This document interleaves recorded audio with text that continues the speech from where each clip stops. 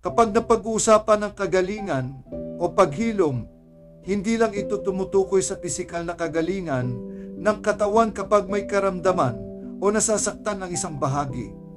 Ito ay nangangahulugan din ng kagalingan at pag-aalaga ng ating kalooban, emosyon at ang ating mga diwa. Ibig sabihin ay ang kagalingan ng kabuuan ng tao. Isipin mo halimbawa na mayroon kang isang kaibigan na nalulungkot o nag-aalala. Maaring pasayahin mo siya sa pamamagitan ng pagsama sa kanya, pakikinig sa kanya, at pagkakaloob ng mga salitang nakapagbibigay ng katiyakan, kaaliwan at katatagan ng loob. Ito ay tulad ng pagpapagaling ng kanyang espiritu o diwa. Ito ay tungkol sa pagkakaloob sa kanya ng tulong o karagdagang diwa, ng positivity at ng kaaliwan. Para sa mga Katolikong Kristiyano, ang pagpapahid ng banal na langis sa may sakit ay tumutulong sa pagpapagaling o pagpapahilom ng pisikal at ng espiritual na mga bahagi ng ating pagkatao sa pamamagitan ng pagsusuko ng lahat ng ating mga karamdaman at paghihirap sa Diyos. Ang sakramentong ito ay isang pag-alala at pagpapatuloy sa ministeryo ng pagpapagaling o healing ministry ni Kristo.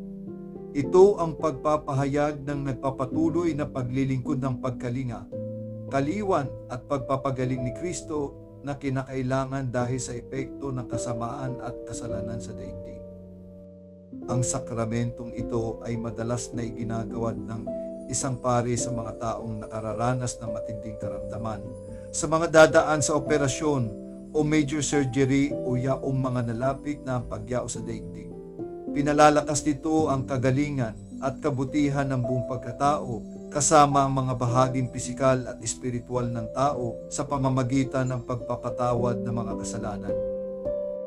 Ang pagtanggap ng sakramento ng pagpapahid ng langis sa may sakit ay tulad ng karanasan ng pagdadala o pagbitbit ng napakabigat na bakpak na puno ng mga alalahanin, sakit at paghihirap, at ngayon ay iyon na itong tinatanggal sa mga balikat mo at isinusuko sa Diyos upang buhatin ito para sa iyo. Sinasabi mo sa Diyos na nanalig ako sa iyo na ingatan at alagaan ako kahit na napakahirap ng buhay ko. Ang pagpapahid ng langis sa may sakit ay may tatlong elemento na nagsisilibi bilang napakamakapangyarihang paraan ng paghingi ng tulong, kagalingan at kaliwang ng Diyos sa taong nangangailangan ng mga ito. Ang panalangin ng pananampalataya o pananalig ay inihahandog ng buong komunidad, Kristiyano, upang pagkalooban ng kahabagan at kagandahang loob ng Diyos ang may karamdaman. Ang elementong ito ay kadalasan ginagawa sa mga pagdiriwang ng komunidad at minsan kapag ka nagdiriwang ng healing mass o misang nakatuon para sa kagalingan ng mga may sakit. Tulad ng kapag sa ating mga pamilya ay may isang miyembro na dumaraan sa matinding hamon o nakararanas ng karamdaman o sakit, hindi tayo tumatayo at tumutunganga lamang. Nararanasan din natin ang kalungkutan o kabigatan dahil sa pinagdaraanan ng mahal sa buhay at nais nating makatulong upang maibsan ang kanyang paghihirap. Sa panalangin ng pananampalataya, parang sinasabi ng komunidad Kristiyano sa Diyos, Panginoon, samahan ninyo po sila lagi kung papaano sinasamahan mo kami tuwina. Tulungan niyo sila upang maibsan ang kanilang kabigatan, kung paanong tinutulungan mo kami kapag kami ay dumaraan sa sakit o paghihirap. Ang pagpapatong ng mga kamay ay sumasagisag sa grasya o kagandahang loob at kapangyarihang magpagaling ni Kristo na inihahandog sa pamamagitan ng Espiritu Santo. Kapag ipinatong ng pari o obispo ang kanyang mga kamay sa may sakit, ito ay parang pagwiwika sa kanya ng, nandito ko para sa iyo, ganun din ang Diyos. Ang tandang ito ay nagkakaloob ng malaking dosis o bugso ng kalakasan, kaaliwat, kaginhawahan sa may karamdaman.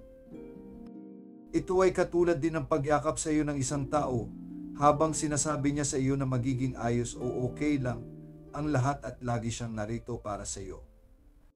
Sa kasaysayan, ang langis ay may naging malaking papel sa pagdadala ng kagalingan at paghilom ng katawan.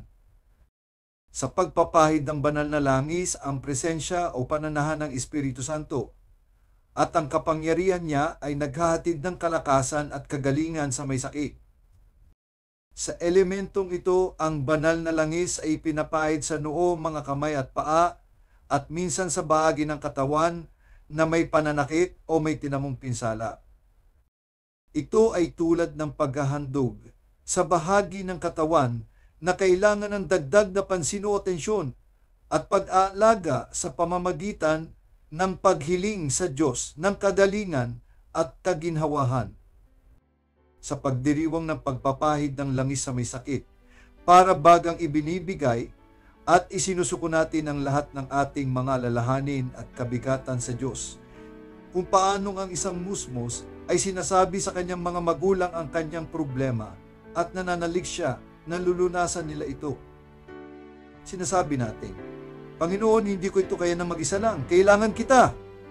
Ito ay ang pagbitaw sa ating mga pangamba at pagdududa at ang paglalagay ng ating pananalig sa isang higit pa sa ating mga sarili. Hindi laging madali ang pagsuko sa pagnanais na magkaroon tayo ng kontrol sa mga bagay sa ating buhay, lalo na kapag humaharap tayo sa isang bagay na nakatatakot o walang katiyakan.